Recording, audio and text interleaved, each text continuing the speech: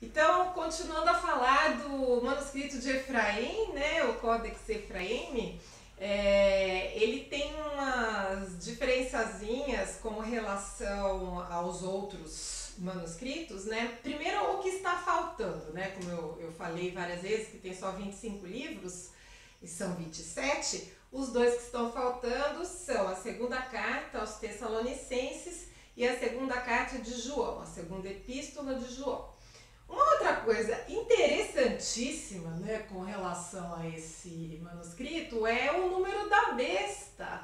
No livro de Apocalipse, o 666, nesse manuscrito o número é 616, 616. Uma diferença bastante interessante, né? Esse códex, ele provavelmente também, a origem dele é egípcia, e daí num determinado momento ele foi parar em Constantinopla, e eu sempre falo para vocês, né, da importância da gente lembrar das datas, né? Vocês se lembram, em 1453, né, cai Constantinopla, ela é invadida pelos turcos otomanos, e neste momento vários manuscritos interessantíssimos, né, se espalham aí, vão para a Europa, e nesse caso aí esse códice foi parar na cidade de Florença, foi adquirido pela família Médici, e aí quando Maria de Médici se casa com o rei da França, esse códice vai no dote com ela para a França. E é por esse motivo que hoje você pode visitá-lo, você pode ver esse códice está na Biblioteca Nacional da França, em Paris. Eu não sei se está aberta a visitação, mas é lá que ele foi alojado. Aproveitando, né, a história de como é, da peripécia, né, de como esse códice foi parar em Florença, tem um outro manuscrito muito importante, muito famoso, que também foi parar em Florença, mais ou menos nessa época aí, da queda de Constantinopla. Não sei, né, talvez vocês saibam, já tenham ouvido falar do famoso Corpus Hermético. O Corpus Hermético também, ele foi adquirido por Cosimo de Médici, que é o patriarca da famosa família de banqueiros de Florença, em 1460, e foi levado para ser traduzido em Florença pelo tradutor particular, né, empregado especialmente por Cosimo, que era Marcílio Fitino. Um dia eu vou fazer um vídeo só sobre a história aí dessa tradução do Corpus Hermético, a história do Corpus Hermético no Renascimento, que também é muito interessante. Tem uma outra coisa que eu queria falar a respeito do Novo Testamento, é que eu estava falando, né, da letra uncial, que é o equivalente da nossa letra maiúscula, assim, meio quadrada, mais espalhada, né? Eu também acho que eu falei que o grego não tinha pontuação, então ele tem uma abundância de partículas para mostrar as divisões das frases, né? Então, mas, porém, contudo, todavia. No século IX depois de Cristo é inventada no grego a letra minúscula, e a divisão em capítulos do Novo Testamento pertence ao século XIII e a divisão em versículos ao século XVI. Segundo Frederico Lourenço, essa divisão não é necessariamente, em muitos momentos, considerada lógica. Então, ela vem da Idade Média, uma tradição. Mas você pode se perguntar, de repente, num determinado momento, por que o capítulo tal, vou dar um exemplo, né? Capítulo 10 do Evangelho de Mateus começa no versículo 44 do capítulo 9, porque poderia ter começado um pouco mais para frente ou um pouco mais para trás.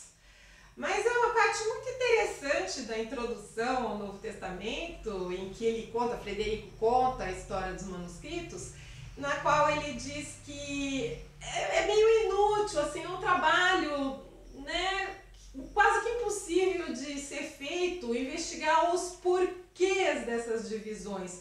Elas já pertencem aí, já se perderam na poeira dos tempos, e ele diz que elas viraram, assim como os 4 evangelhos, no caso que a gente está comentando, né? São patrimônios da humanidade, então a gente aceita do jeito que vem. O que eu acho interessante deixar aqui para vocês é o seguinte, então leia, né? Se você tem vontade de ler os 4 evangelhos, e eu acho que você deveria, porque são livros extraordinários. Ah, mas eu não sou cristão. Não é por isso. São, como diz o Frederico Lourenço, patrimônio da humanidade. São fundamentais, diria eu, né? Para nós entendermos a nossa própria história. A história da nossa civilização ocidental.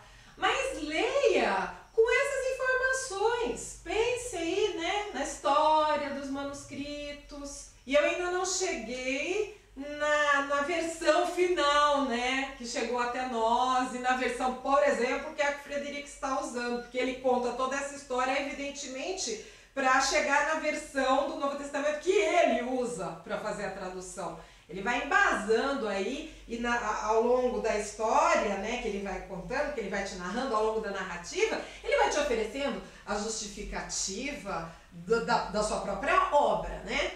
Mas enquanto a gente não chega nisso, se você tiver curiosidade de pegar uma Bíblia, seja lá qual for que você tem na sua casa, aquela divisão de capítulos e versículos é uma divisão que foi feita há mais de 1000 anos, né? Depois que esses livros foram aí colocados no papel.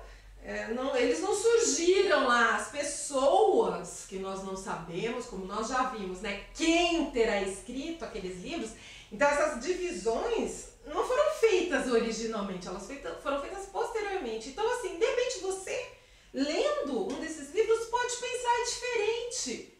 E tá certo se você pensar diferente. Você deve ler os 4 evangelhos com olhos mais críticos, entende? Porque as descobertas arqueológicas e a crítica histórica nos permite isso no século XXI.